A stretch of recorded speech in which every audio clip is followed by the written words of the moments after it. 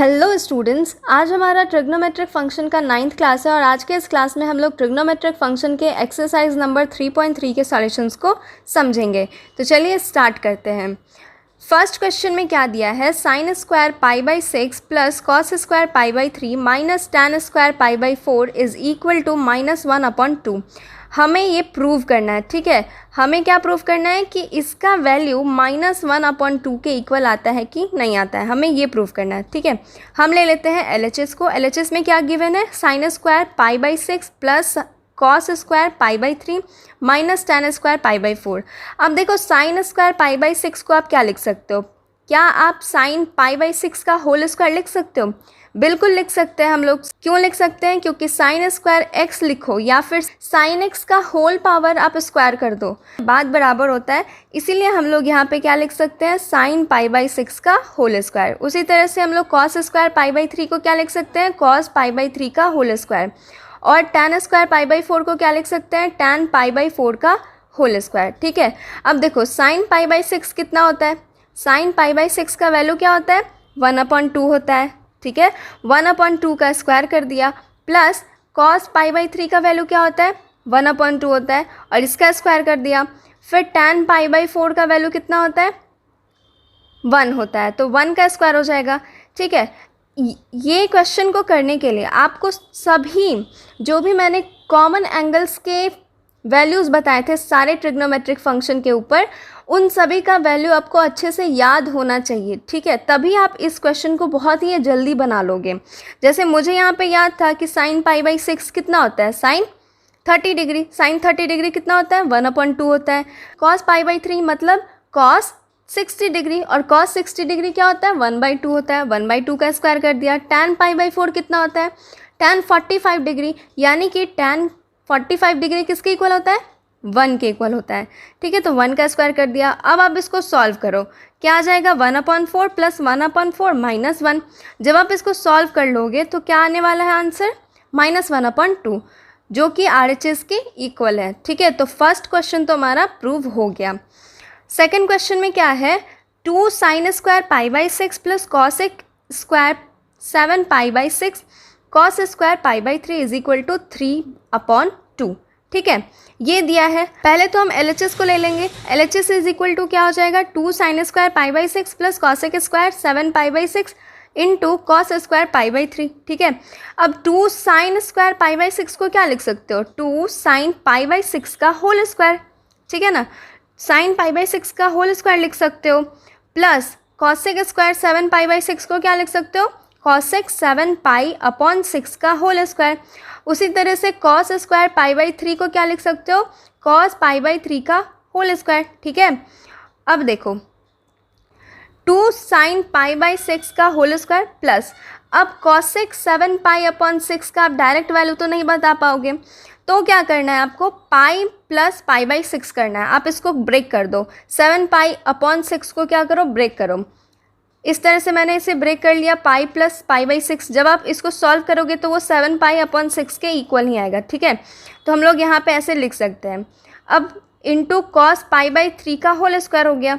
ठीक है, अब हम लोग यहाँ पे इसे पहले सॉल्व करेंगे। तो cosec pi plus pi by 6 का होल स्क्वायर है। ठीक है, तो cosec pi plus pi by 6 है, पाई में से आपने प्लस किया है किसी एंगल को। ठीक है, पाई में से जब आप एंगल को ऐड करते हो, ठीक है, तो किस क्वाड्रेंट में जाता है, वो थर्ड क्वाड्रेंट में जाता है, और थर्ड क्वाड्रेंट में कॉसेक नेगेटिव होता है, तो क्या आ जाएगा ये, माइनस कॉसेक पाई बाई 6। यहाँ पे कॉसेक ही क्यों रह गया, क्योंकि यहाँ पर पाई है। हम पाई में से ऐड या सब्ट्रैक्ट करते हैं तो ट्रिग्नोमेट्रिक फंक्शन चेंज नहीं करता। अगर यहाँ पे पाई बाई 2 होता, 3 पाई बाई 2 होता, ऐसे कोई एंगल रहता और उसमें हम सब्ट्रैक्ट कर रहे होते या ऐड कर रहे होते किसी एंगल को, तब हमारा ट्रिग्नोमेट्रिक फंक्शन चेंज हो जाता है। ठीक है, तो क्या आ गया हमारा यहाँ से, माइनस कॉसेक पाई बाई 6 का होल स्क्वायर आ गया। ठीक है, अब हम लोग इसे सॉल्व करते हैं। 2 इंटू साइन पाई बाई 6 का होल स्क्वायर था, पाई बाई 6 किसके इक्वल होता है, 30 डिग्री के इक्वल होता है, यानी कि साइन 30 डिग्री का वैल्यू क्या होता है, 1/2 होता है। 1/2 का स्क्वायर कर दिया, plus minus cosec pi by 6 है, माइनस कॉसेक पाई बाई 6 का वैल्यू क्या होगा, -2 हो जाएगा, ठीक है ना। क्यों हुआ? क्योंकि cosec π/6 कितना होता है? cosec π/6 होता है 2, और माइनस था, -2 हो जाएगा, ठीक है। -2 का होल स्क्वायर कर दिया इनटू cos π/3 का होल स्क्वायर है, तो cos π/3 का वैल्यू क्या होता है? 1/2 होता है, तो 1/2 का स्क्वायर कर दिया। अब 2 इंटू 1/2 का स्क्वायर है, तो 1/2 का स्क्वायर कितना हो जाएगा? 1/4 हो जाएगा। तो 2 इंटू 1/4 प्लस -2 का स्क्वायर करोगे तो कितना आएगा? 4 आएगा, इंटू 1/2 का स्क्वायर करोगे तो कितना आएगा? 1/4 आएगा।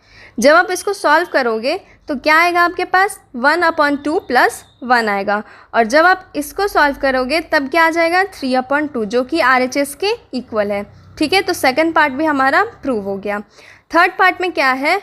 cot square π/6 plus cosec 5 π/6 plus 3 tan square π/6 is equal to 6, ठीक है। हमें LHS ये दिया हुआ है, पहले तो हम लिख लेंगे LHS क्या दिया है? cot square π/6 plus cosec 5 π/6 plus 3 tan square π/6, ठीक है। अब cot स्क्वायर π/6 को हम लिख सकते हैं ना, cot π/6 का होल स्क्वायर प्लस cosec 5 π/6 का आप डायरेक्ट वैल्यू नहीं बता पाओगे, इसलिए क्या करना है आपको? ब्रेक करके लिखना है। मैंने ब्रेक करके क्या लिखा है? Pi minus π/6। जब आप इसको सॉल्व करोगे तो वो 5π/6 के इक्वल आएगा, ठीक है। प्लस 3 tan स्क्वायर π/6 था, इसे हमने क्या लिख दिया? 3 tan π/6 का होल स्क्वायर लिख दिया, ठीक है। अब cot π/6 का whole square as it is अभी लिखो, और 3 tan π/6 का whole square as it is लिखो। यहाँ पे क्या आ जाएगा? पाई में से किसी एंगल को आप सब्ट्रैक्ट कर रहे हो, जब पाई में से किसी एंगल को सब्ट्रैक्ट कर रहे हो तो वो किस क्वाड्रेंट में जाएगा? वो चला जाएगा सेकंड क्वाड्रेंट में। सेकंड क्वाड्रेंट में cosec पॉजिटिव होता है, यहाँ पे क्या आ गया? प्लस cosec π/6 आ गया, ठीक है। अब हम लोग सॉल्व करेंगे इसको। cot π/6 का वैल्यू कितना होता है? cot π/6 का वैल्यू होता है √3, और √3 का स्क्वायर कर देंगे, ठीक है। प्लस cosec π/6 का वैल्यू कितना होता है? 2 होता है। 3 इंटू tan π/6 है, ठीक है। tan π/6 का वैल्यू कितना होता है? 1/√3 होता है, और इसका स्क्वायर कर दिया हमने। अब इसको आप सॉल्व करिए। √3 का स्क्वायर कितना हो जाएगा? 3 हो जाएगा, प्लस 2 प्लस 3 इंटू 1/√3 का स्क्वायर करोगे तो कितना आएगा? 1/3 आएगा। 3 से 3 कट जाएगा, बचा क्या हमारे पास? 3 + 2 + 1, यहाँ पे 1 बचा, ठीक है। यहाँ पे क्या बचा? 1 बचा, ठीक है। तो 3 + 2 + 1 इज इक्वल टू कितना आ गया? 6, जो कि RHS के इक्वल है। तो क्वेश्चन नंबर 3 भी प्रूव हो गया। इसी तरह से आप क्वेश्चन नंबर 4 को भी बनाइएगा, वो आपके लिए होमवर्क में रहेगा, ठीक है। अब देखो क्वेश्चन नंबर 5 को कैसे करना है। क्वेश्चन नंबर 5 में दिया है find the value of sin 75 degree और tan 15 डिग्री, ठीक है। अब 75 डिग्री का तो आप डायरेक्ट वैल्यू नहीं बता पाओगे, है ना। आपको सिर्फ कुछ कॉमन एंगल्स के ही वैल्यू पता है, ठीक है ना। जैसे 0 डिग्री हो गया, 30 डिग्री, 45 डिग्री, 60 डिग्री, ऐसे एंगल्स के आपको वैल्यूज़ पता होते हैं। लेकिन 75 डिग्री का अगर पूछ दे कोई तो कैसे बताओगे आप? इसके लिए आपको क्या करना होगा? 75 को ब्रेक करना होगा। मैंने यहाँ पे 75 को कैसे ब्रेक किया है? 45 + 30 कर दिया। 75 बस लाना है हमें। आप चाहो तो कोई 2 नंबर को सब्ट्रैक्ट करके भी 75 ला सकते हो, या फिर ऐड करके भी ला सकते हो, आपकी मर्जी है। मैंने यहाँ 45 और 30 इसलिए लिया क्योंकि जब आप फॉर्मूला यूज़ करोगे इसे सॉल्व करने के लिए, तब आपके पास क्या आना चाहिए? उन सभी का वैल्यू पता होना चाहिए, ठीक है। उन सभी का आपको वैल्यू पता होना चाहिए। और अगर आप यहाँ पे कोई और नंबर ले लेते हो, ठीक है, कोई और नंबर ले लेते हो और उसका वैल्यू आपको पता ही नहीं है, तब तो आप सॉल्व नहीं कर पाओगे। लेकिन 45 और 30 डिग्री इन दोनों का वैल्यू हमें पता होता है हर ट्रिग्नोमेट्रिक फंक्शन के लिए, है ना। इसलिए हम लोग यहाँ पे अपनी सुविधा के लिए 45 + 30 करते हैं ताकि ईजिली हमारा क्वेश्चन बन जाए। अब इसको कैसे सॉल्व करेंगे हम लोग? sin 45 + 30 डिग्री है, तो हम लोग आइडेंटिटी को यूज़ करेंगे। कौन सा आइडेंटिटी यूज़ करेंगे? sin a + b का आइडेंटिटी यूज़ करेंगे। sin a + b क्या होता है? sin a × cos b + cos a × sin b होता है। इसी आइडेंटिटी को यूज़ करके इसे सॉल्व करेंगे, ठीक है। क्या था हमारे पास? sin 45 डिग्री + 30 डिग्री, क्या बन जाएगा ये? sin 45 degree × cos 30 degree + cos 45 degree × sin 30 degree. अब आप इन सभी का वैल्यू रखो, ठीक है, आप इन सभी का वैल्यू रखो। साइन 45 का वैल्यू क्या होता है, 1/√2 होता है। कॉस 30 का वैल्यू क्या होता है, √3/2 होता है। कॉस 45 का क्या वैल्यू होता है, 1/√2 होता है। साइन 30 का क्या वैल्यू होता है, 1/2 होता है। जब आप इसको सॉल्व करोगे तो आपका आंसर क्या आ जाएगा, √3 + 1/2 आ जाएगा। ठीक है, ये हो गया इसका आंसर। अब देखो tan 15 डिग्री को कैसे सॉल्व करना है। tan 15 डिग्री है, फिर से आप इसका वैल्यू नहीं बता पाओगे डायरेक्टली। ठीक है, इसके लिए भी आपको क्या करना होगा, ब्रेक करना होगा। मैंने यहाँ पे कैसे ब्रेक किया है, tan 45 - 30 कर दिया। अब 45 में से 30 माइनस करोगे तो कितना आएगा, 15 आएगा। ठीक है, अब हम लोग क्या करेंगे, आइडेंटिटी यूज़ कर लेंगे tan का। कौन सा आइडेंटिटी यूज़ करेंगे, tan a - b वाला। ठीक है, क्या होता है ये, tan a - tan b upon 1 + tan a × tan b होता है। अब हम लोग इसमें इस आइडेंटिटी को यूज़ करेंगे तो tan 45 degree - 30 degree is equal to क्या होगा, tan 45 degree - tan 30 degree upon 1 + tan 45 degree × tan 30 degree. ठीक है, अब सभी का वैल्यू आप रख दो। tan 45 होता है 1, tan 30 डिग्री होता है 1/√3 अपॉन 1 + tan 45 होता है 1 और tan 30 होता है 1/√3। जब आप इसको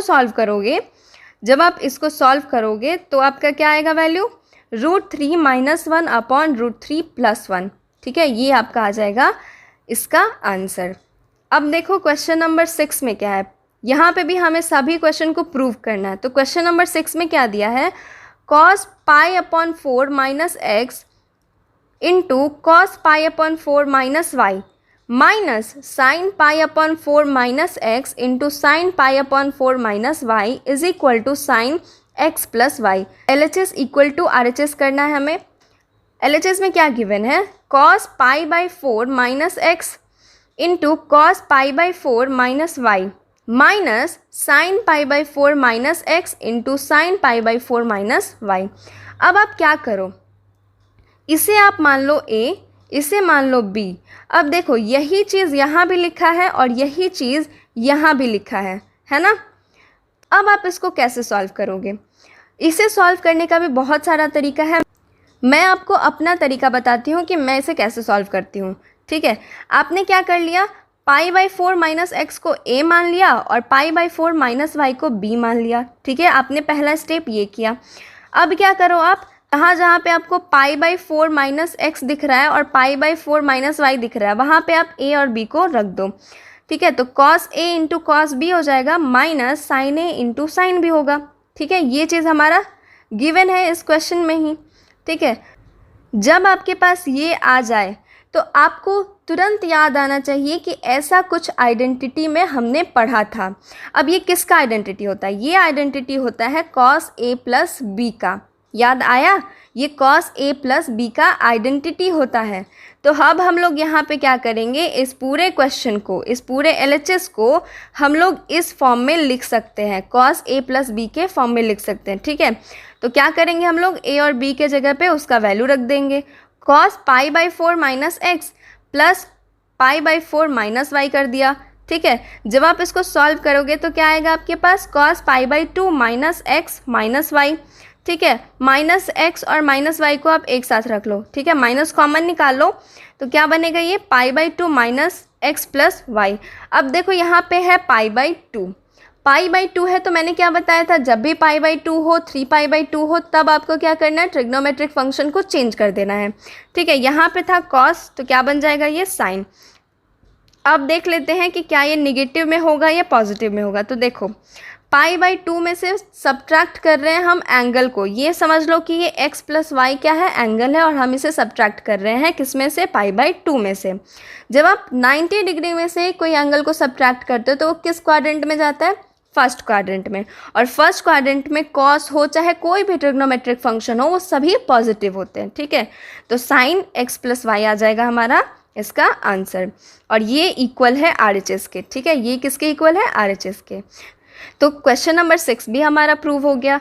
अब क्वेश्चन नंबर 7 में क्या है, tan π/4 + x upon tan π/4 - x is equal to 1 + tan x upon 1 - tan x का होल स्क्वायर। हमें ये चीज़ को प्रूव करना है। क्या करना है, हमें LHS ले लेना है। ठीक है, LHS में क्या क्या दिया है, tan π/4 plus x upon tan π/4 minus x दिया है। अब हम लोग क्या करेंगे, tan a प्लस बी का फॉर्मूला यूज़ करेंगे और tan a माइनस बी का फॉर्मूला यूज़ करेंगे। ठीक है, न्यूमरेटर में tan a प्लस बी का फॉर्मूला यूज़ करेंगे और tan a माइनस बी का फॉर्मूला यूज़ करेंगे डेनोमिनेटर में। ठीक है, अब देखो tan π/4 प्लस एक्स है, हमने आइडेंटिटी यूज़ किया tan a प्लस बी का, क्या बनेगा ये tan π/4 plus tan x upon 1 minus tan π/4 into tan x बनेगा। ठीक है, ये वाला हो गया न्यूमरेटर का। अब हम लोग डेनोमिनेटर वाले को सॉल्व करेंगे।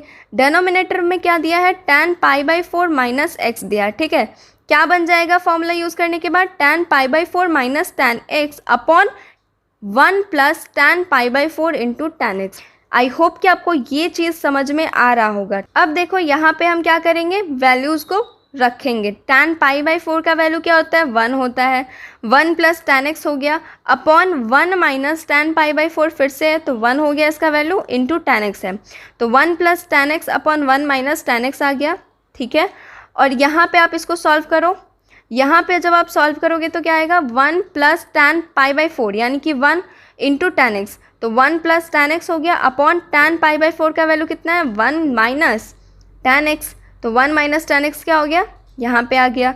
अब यहाँ पे आप मल्टीप्लाई करो इन दोनों को, जब आप मल्टीप्लाई करोगे तो क्या आ जाएगा, 1 plus tan x upon 1 minus tan x का होल स्क्वायर। न्यूमरेटर में दोनों सेम था तो इसका स्क्वायर हो जाएगा और डेनोमिनेटर में भी दोनों सेम था तो इसका भी स्क्वायर हो जाएगा।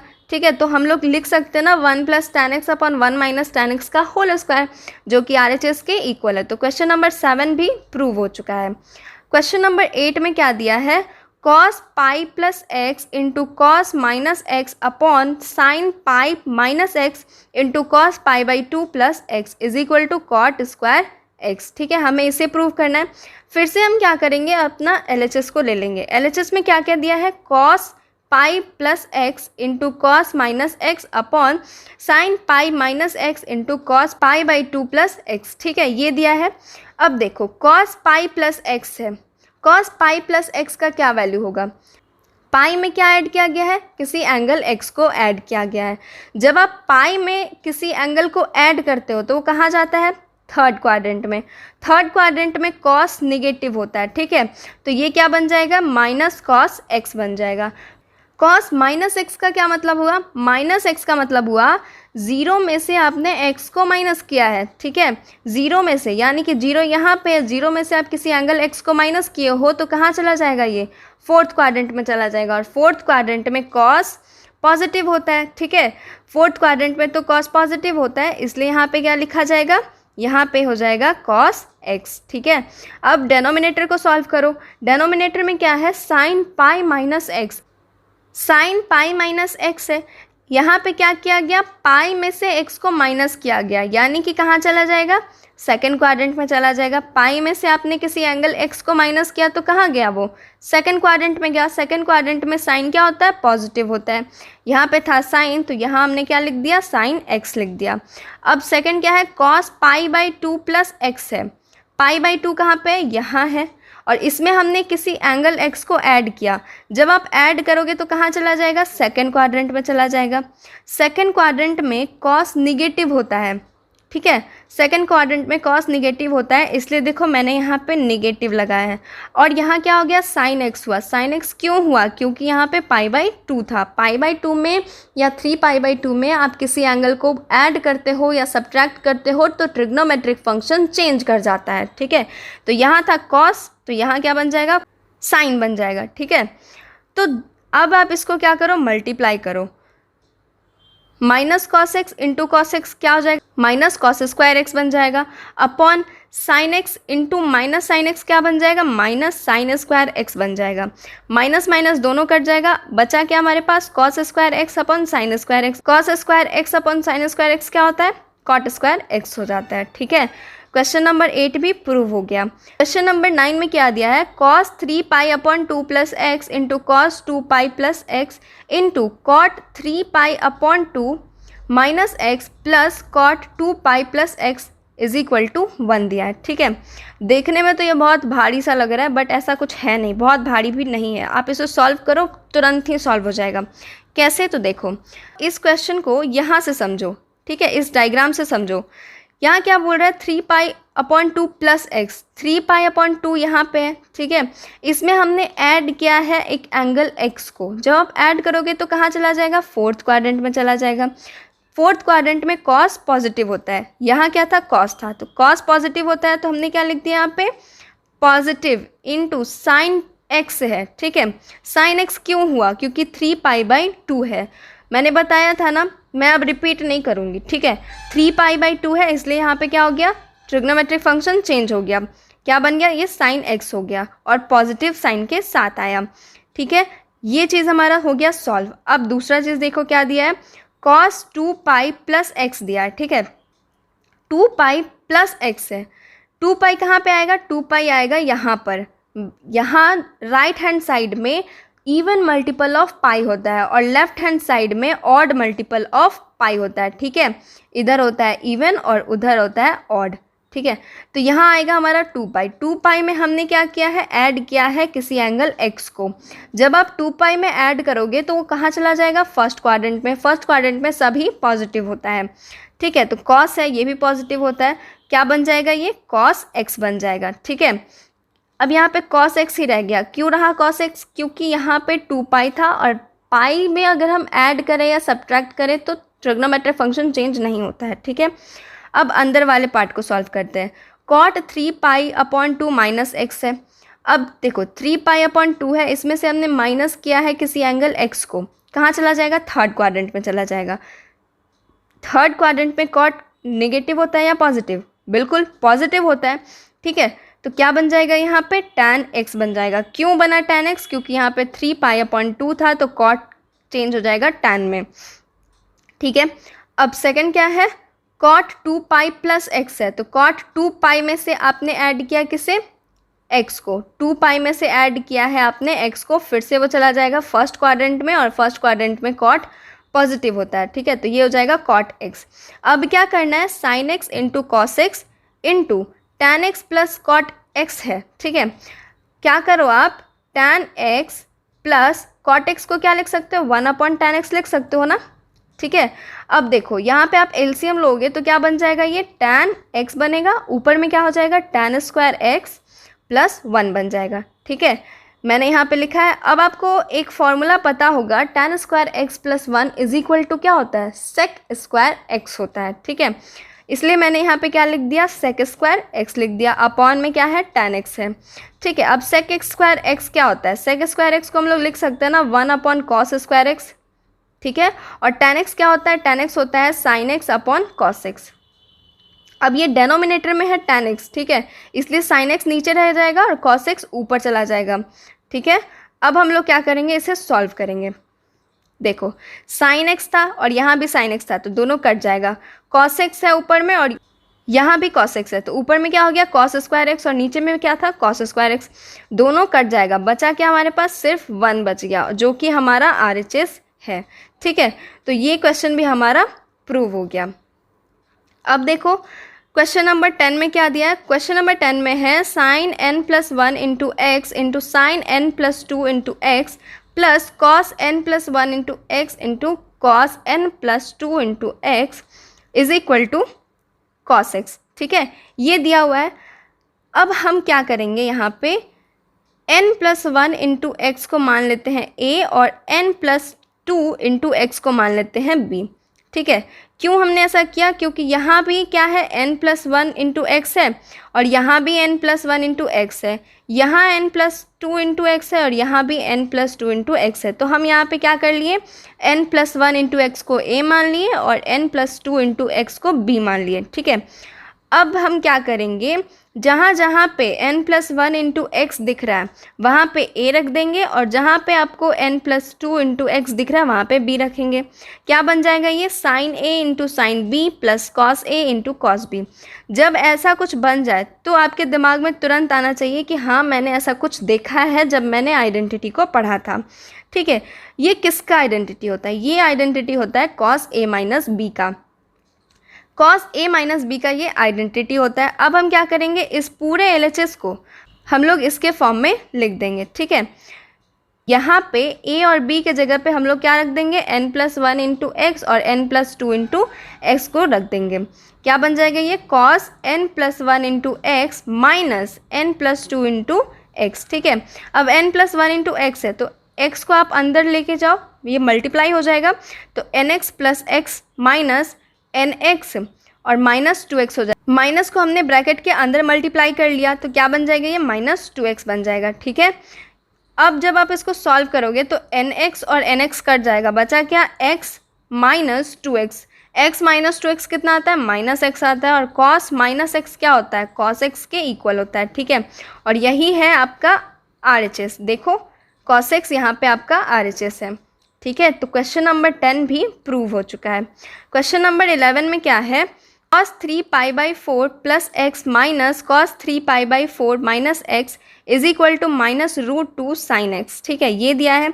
अब आपको क्या करना है, आप फिर से यहाँ पे a मान लो इसे और इसे मान लो b, दोनों ही अलग अलग है, हम मान सकते हैं a और b। ठीक है, अब मैं ऐसा क्यों कर रही हूँ, क्योंकि यहाँ पे मुझे एक फॉर्मूला के जैसा दिख रहा है, एक आइडेंटिटी को मैंने पढ़ा था और उसके जैसा मुझे यहाँ पे दिख रहा है।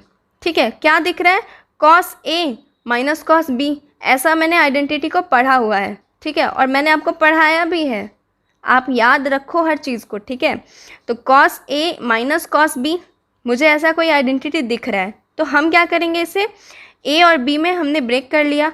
अब क्या करेंगे, इसी आइडेंटिटी को हम लोग यहाँ पे यूटिलाइज करेंगे। क्या बन जाएगा ये, -2 sin a प्लस b। ठीक है, a प्लस b कर दिया upon 2 into sine a minus b कर दिया अपॉन 2। जब आप इसको सॉल्व करोगे तो आपके पास क्या मिलेगा, -2 इंटू साइन 6π/8। ठीक है, 4 इंटू 2 हो जाएगा, इंटू साइन 2π/2 मिलेगा। ठीक है, आप यहाँ पे कट कर लो एंगल को, 6π/4 इंटू 2 है। ठीक है, तो 2 से हमने 6 को काट दिया और यहाँ पे क्या मिला था, साइन 2x/2,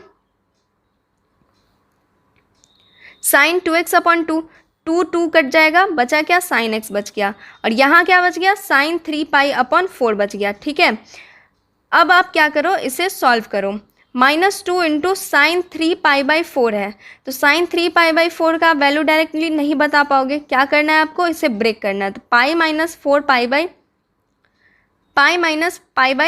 कर लिया। ठीक है, पाई में से आपने माइनस किया है π/4 को, तो क्या बन जाएगा, ये साइन π/4 बन जाएगा, इंटू साइन एक्स। साइन π/4 क्या होता है, 1/√2 होता है। ठीक है, तो -2 इंटू 1/√2 इंटू साइन एक्स आ गया।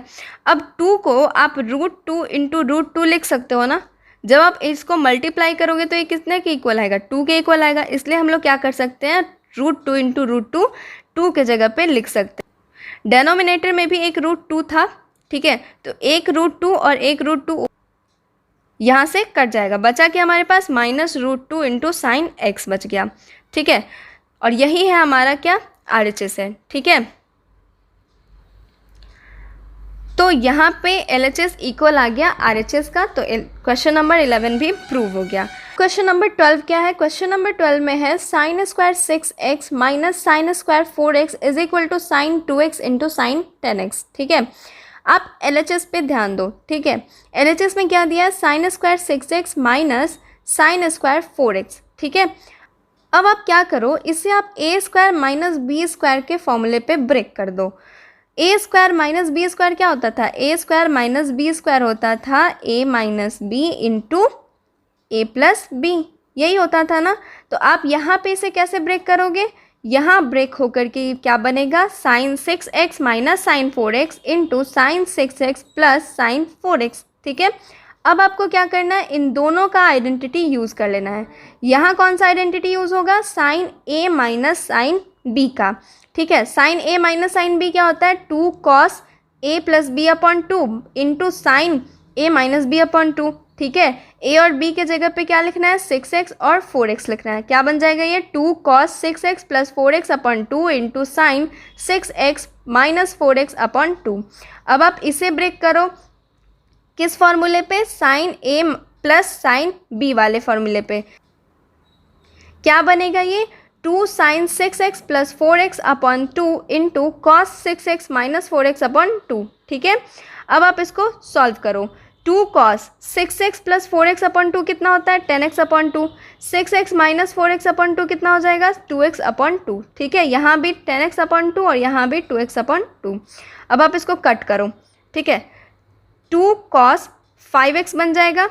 ठीक है ना, 10x अपॉन 2 है तो कितना हो जाएगा 2 से 10 कट जाएगा 5 टाइम्स में, तो क्या बना 5x into sign 2x upon 2 है, 2 कट जाएगा, बचा क्या x। ठीक है, तो 2 cos 5x into sine x into 2 sine 10x upon 2 है, यानी कि 5x बन जाएगा। cos 2x अपॉन 2 क्या हो जाएगा x हो जाएगा। ठीक है, अब देखो, अब क्या करना है आपको, जहाँ जहाँ पे आपको सेम दिख रहा है एंगल, ठीक है, आप उसको एक साथ रख लो। 2 cos 5x और साइन 5x, ठीक है, आप एक जगह रख लो। और फिर क्या करो, 2 साइन x और cos x एक जगह रख लो। अब आपको ये भी कोई फॉर्मूला के जैसा दिख रहा है क्या? बिल्कुल दिख रहा है। 2 sine x into cos X किसका आइडेंटिटी होता है?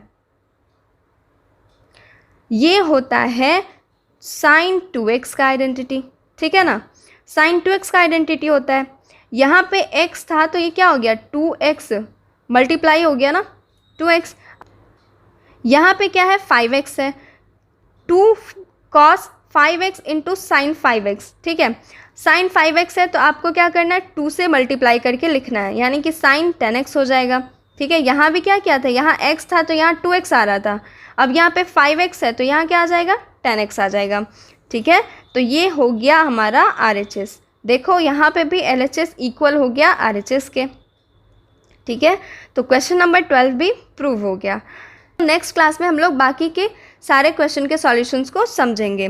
आई होप कि आपको आज के ये सारे क्वेश्चन अच्छे से समझ में आ गए होंगे। अगर आपको किसी भी क्वेश्चन में डाउट है, ठीक है, तो आप कमेंट ज़रूर करिएगा, मैं आपके डाउट को क्लियर करूँगी। ठीक है, तो मिलते हैं अपने नेक्स्ट वीडियो में, तब तक के लिए बाय बाय।